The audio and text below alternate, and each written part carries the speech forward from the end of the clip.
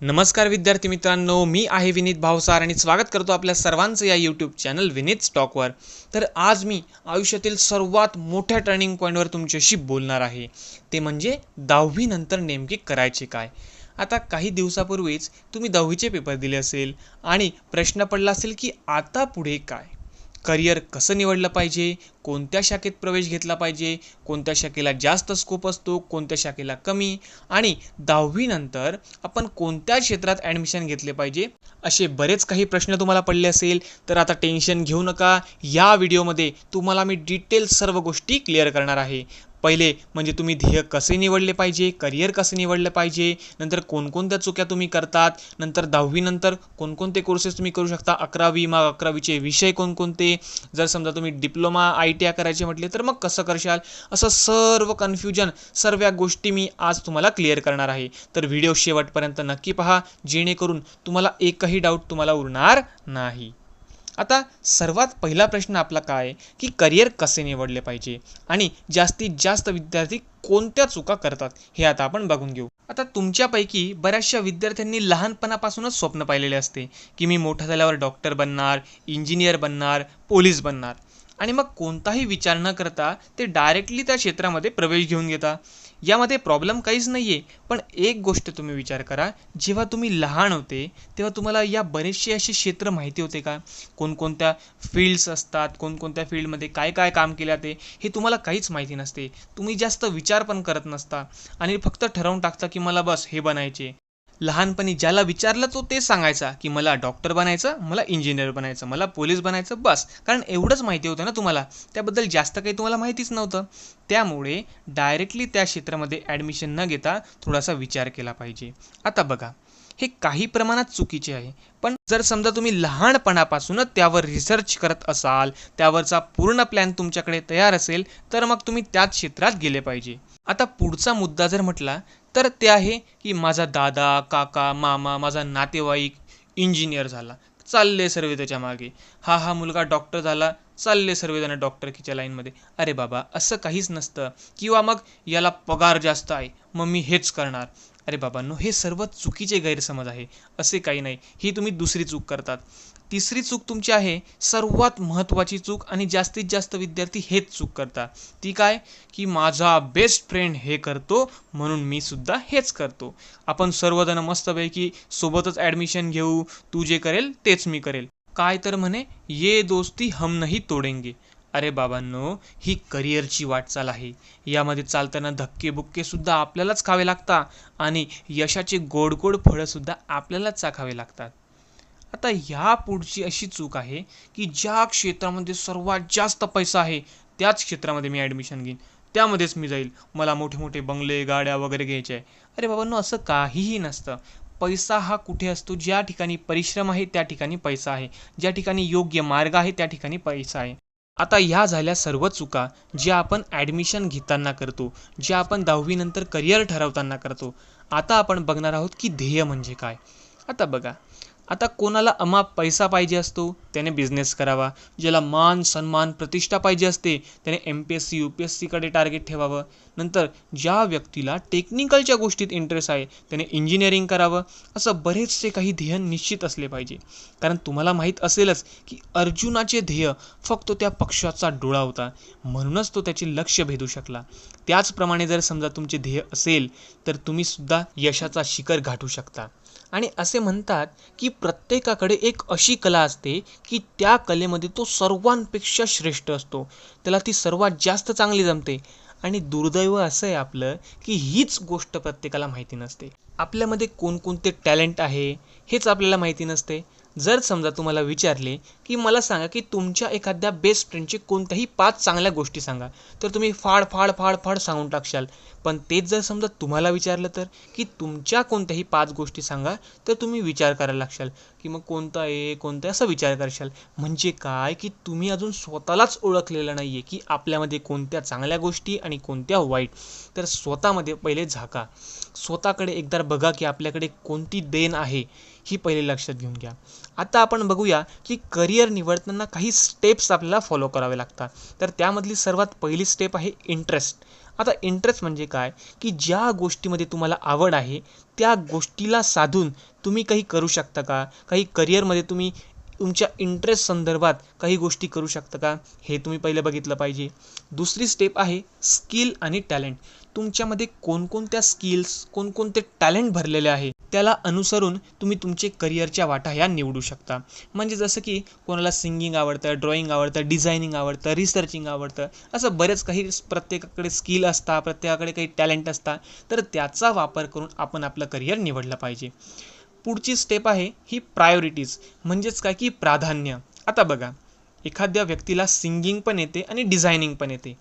आता त्या व्यक्तीने असं ठरवावं की आपण प्रायोरिटी कोणाला दिली पाहिजे, प्राधान्य कोणाला दिली पाहिजे. मग सिंगिंग आणि डिझायनिंग या दोन गोष्टींपैकी तुम्हाला एका गोष्टीला प्राधान्य द्यावं लागेल.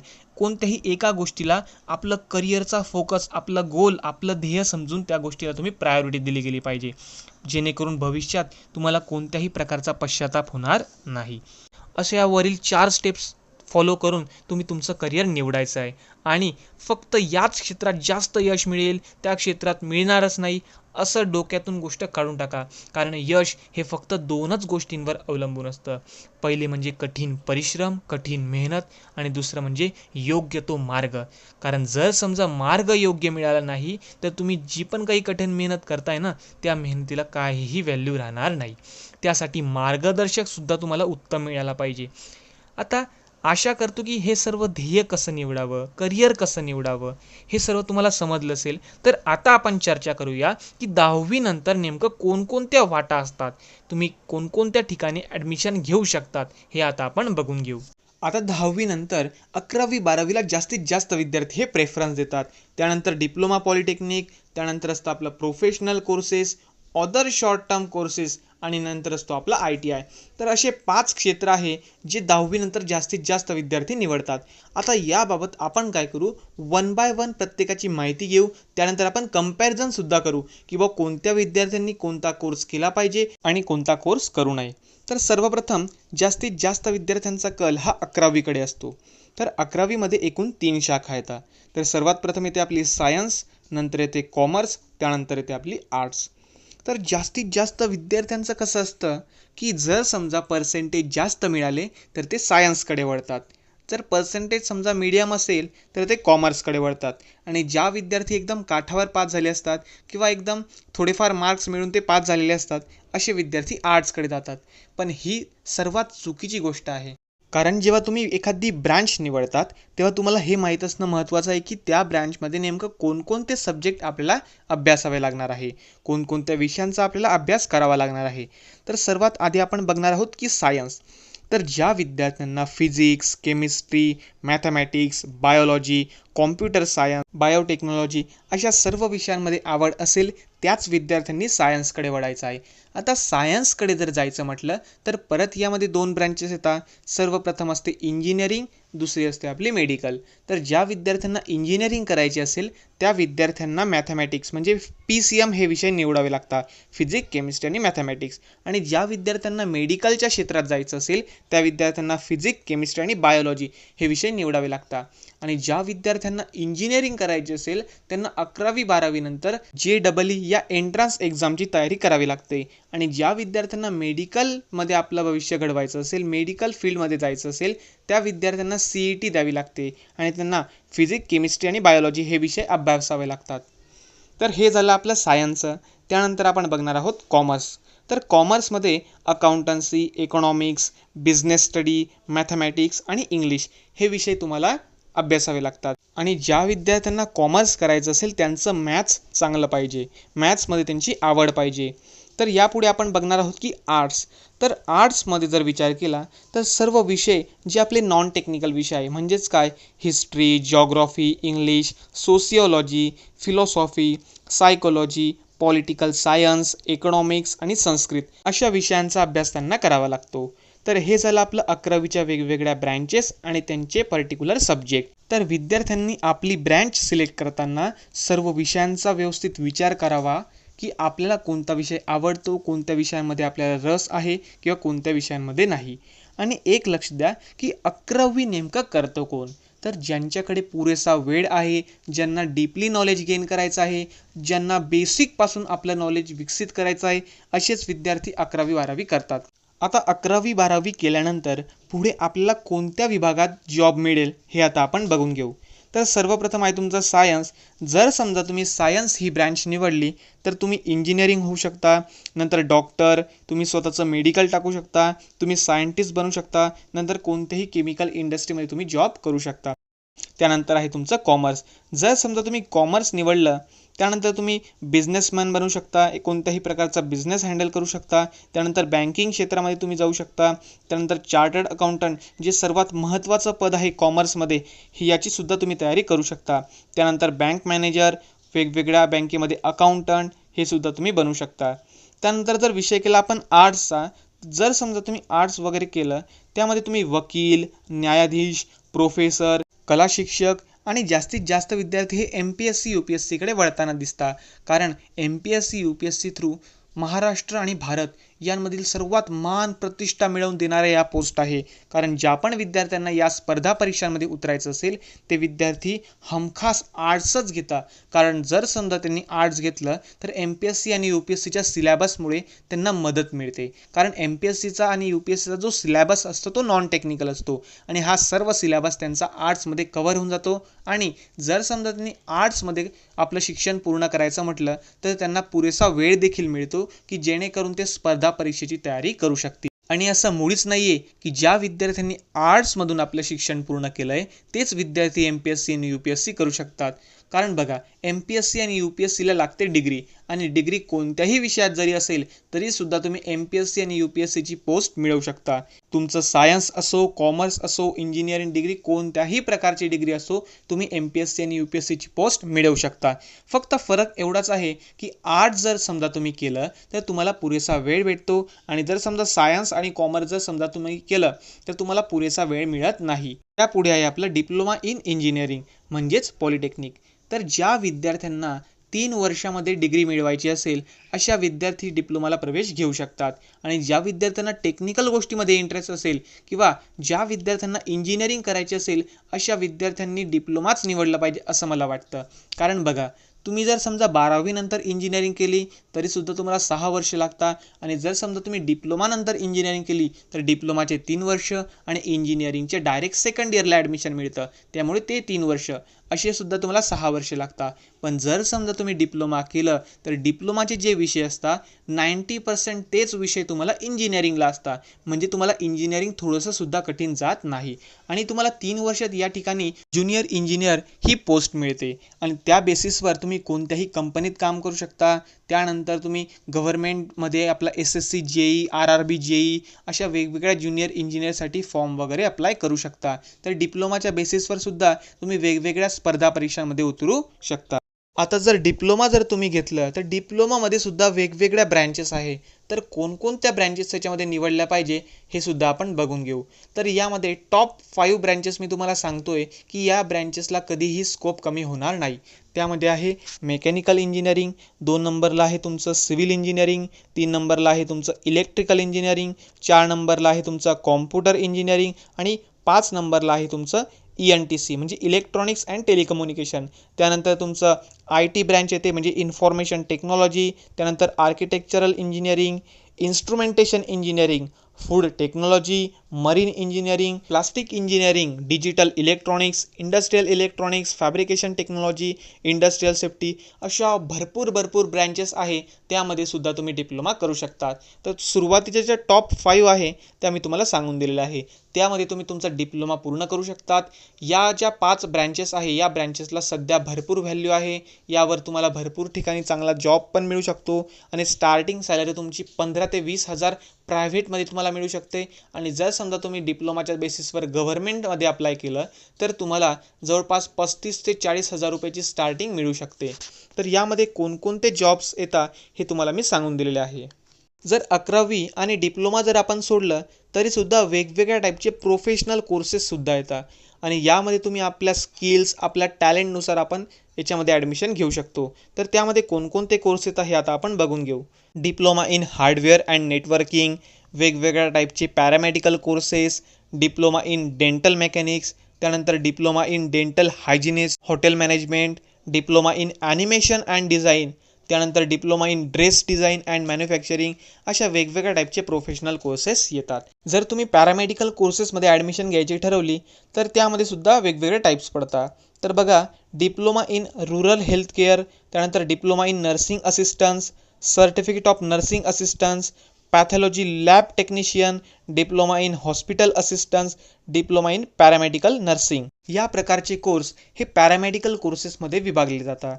जर समजा तुम्हाला फिरण्याची खूप हौस असेल, ट्रॅव्हलिंग नंतर टुरिझम करण्याचा भरपूर शौक असेल तर तुम्ही ट्रॅव्हल अँड टुरिझममध्ये सुद्धा आपलं करिअर घडवू शकता. त्यामध्ये बघा वेगवेगळ्या टाईपचे डिप्लोमा आहे.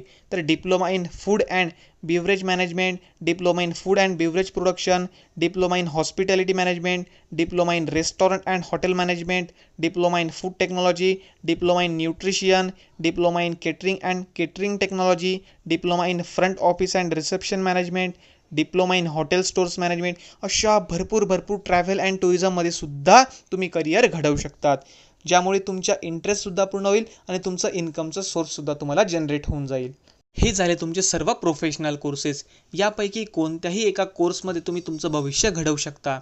मान्य आहे, हा व्हिडिओ तुम्हाला थोडा फास्ट वाटत असेल, पण हा व्हिडिओ बनवायचा उद्देश फक्त एवढंच आहे की तुम्हाला 10वी नंतर नेमके कोणकोणते कोर्सेस तुमच्यासाठी अवेलेबल आहे हे सर्व माहिती असावं. आणि यापैकी ज्या कोर्सेसमध्ये तुम्हाला तुमचं भविष्य घडवण्यासारखं वाटत असेल किंवा ज्या कोर्सेसबद्दल तुम्हाला अधिक माहिती हवी असेल तर तुम्ही तो पर्टिक्युलर कोर्सबद्दल माहिती घेऊ शकता. गुगलवर सर्च करू शकता, यूट्यूबवरून सुद्धा माहिती घेऊ शकता आणि मी माझ्या चॅनलवर असेच नवनवीन अपडेट्स आणि व्हिडिओ टाकत राहणार आहे. तर याचा सुद्धा तुम्हाला फायदा होऊ शकतो. आणि डिप्लोमा इन इंजिनिअरिंग पॉलिटेक्निकसाठी मी एक सेपरेट व्हिडिओ बनवणार आहे. त्यामध्ये डिप्लोमा कसा करावा, डिप्लोमामध्ये काय असतं, सर्व काही इंजिनिअरिंगबद्दल सर्व काही मी त्याच्यामध्ये एक्सप्लेन करणार आहे. तर त्यासाठी बनून राहा चॅनलवर. आता आपण बघणार आहोत की वेगवेगळे शॉर्ट टर्म कोर्सेस कोणते कोणते असतात. म्हणजे बघा, 6 महिन्याचे, 1 वर्षाचे असे सुद्धा कोर्सेस आहे की ज्यामध्ये तुम्ही तुमचं करिअर घडवू शकता. त्यामधून सुद्धा तुम्ही इन्कम जनरेट करू शकता. तर त्यामध्ये आहे आपला DTP, tally, cyber security, web designing, animation, event management, graphics design, social media marketing, beautician and hair dressing courses, fashion designing, jewellery designing आणि फोटोग्राफी, असे वेगवेगळे शॉर्ट टर्म कोर्सेससुद्धा आहे. याच्यामध्ये सुद्धा तुम्ही करिअर घडवू शकता. पण हे सर्व आणि सर्व तुमच्या इंटरेस्टवर, तुमच्या टॅलेंटवर आणि तुमच्या स्किलवर डिपेंड आहे. आता हे झाले आपले शॉर्ट टर्म कोर्सेस. यानंतर आपण वळणार आहोत ITIकडे. तर बऱ्याचशा विद्यार्थ्यांना कसं वाटतं की 2 वर्षात आपण सेटल व्हायला हवं, 2 वर्षात लवकरात लवकर एक छोटीशी डिग्री मिळून गेली तर बरं होईल, लवकरात लवकर आपल्याला जॉब लागला पाहिजे, असं ज्या पण विद्यार्थ्यांना वाटत असेल त्या विद्यार्थी ITIकडे वळू शकतात. आता ITIमध्ये 1 वर्षाचे काही कोर्स असतात, काही 2 वर्षाचा ITI असतो. तर त्यामध्ये भरपूर काही कोर्सेस आहे. त्यामध्ये fitter, electrician, plumber, welder, Turner, mechanics, machinist, dress making, manufacturing, footwear, refrigeration engineering, असे बरेच सारे कोर्स आहे. या कोर्सेसमध्ये तुम्ही तुमचा ITI कंप्लीट करू शकतात आणि लवकरात लवकर तुम्ही जॉब मिळवू शकतात. ITI कंप्लीट झाल्यानंतर तुम्ही कोणत्याही कंपनीत ऑपरेटर ही पोस्ट मिळवू शकता. त्यानंतर स्वतःचं वर्कशॉपसुद्धा टाकू शकता. त्यानंतर गव्हर्नमेंट जॉब करण्याची इच्छा असलेले विद्यार्थी हे सुद्धा स्पर्धा परीक्षामध्ये उतरू शकतात. त्यासाठी विद्यार्थ्यांना रेल्वे, ऑर्डनन्स फॅक्टरी, वेगवेगळ्या PSU, भरपूर मोठ्या मोठ्या कंपन्या यांमध्ये सुद्धा तुम्हाला संधी मिळू शकते. तर विद्यार्थी मित्रांनो, ह्या झाल्या तुमच्या 10वी नंतरच्या सर्व शैक्षणिक वाटा. तर यापैकी तुम्हाला कोणतीही एक वाट व्यवस्थितपणे विचार करून निवडायची आहे. तुमचं स्किल, तुमच्यात असलेले टॅलेंट, तुमच्यात असलेले गट्स आणि तुम्हाला कोणत्या गोष्टीत इंटरेस्ट आहे, अशा सर्व गोष्टी तपासूनच तुम्हाला करिअरची वाट निवडायची आहे. आशा करतो विद्यार्थी मित्रांनो की हा व्हिडिओ तुम्हाला थोडा हेल्पफुल ठरला असेल. पण एक गोष्ट तरीसुद्धा सांगतो, वाट अशी निवडा की जेणेकरून तुम्हाला पुढे कोणत्याही प्रकारचा पश्चाताप होणार नाही. त्या विषयाबद्दल थोडी रिसर्च करा. त्यामध्ये कोणत्या प्रकारचे जॉब्स येतात, कोणते विषय तुम्हाला अभ्यासावे लागणार आहे, तुम्हाला पुढे करिअरच्या कोणकोणत्या संध्या मिळणार आहे, अशा सर्व गोष्टी तपासूनच तुम्ही निर्णय घ्या. शेवटी एक गोष्ट तुम्हाला सांगू इच्छितो की तुम्हाला तो 3 इडियट्सचा डायलॉग आठवत असेल की लाइफ इज़ अ रेस, तेज नहीं भागोगे तो कोई तुम्हें कुचल के आगे चला जाएगा. तर एक गोष्ट यामध्ये लक्षात घ्या की ही जी रेस आहे ना, ही रेस सर्वात आधी तुम्हाला ओळखायची आहे, की ही रेस नेमकी कुत्र्यांची आहे, गाढवांची आहे, घोड्याची आहे किंवा गाड्यांची आहे. योग्य ती रेस तुम्ही सर्वात आधी निवडा, मग पळायला सुरुवात करा. नाहीतर कसं होईल, की रेस आहे सर्व फरारी वगैरे, बाईक वगैरे सर्व मोठ्या-मोठ्या गाड्यांची आणि माहिती पडलं की तुम्ही तिथं सायकल घेऊन पोहोचलेले आहात. तर चुकीची रेस निवडू नका एवढंच मला सांगायचं आहे. म्हणजे चुकीचा करिअर नका निवडू. नाहीतर इंटरेस्ट तुमचा वेगळ्या विषयात आहे आणि तुम्ही करिअर निवडताय वेगळं. तर अशी चूक तुम्ही करू नका. आपल्यासाठी योग्य आहे तीच रेस निवडा, जेणेकरून तुम्ही सक्सेस होऊ शकता.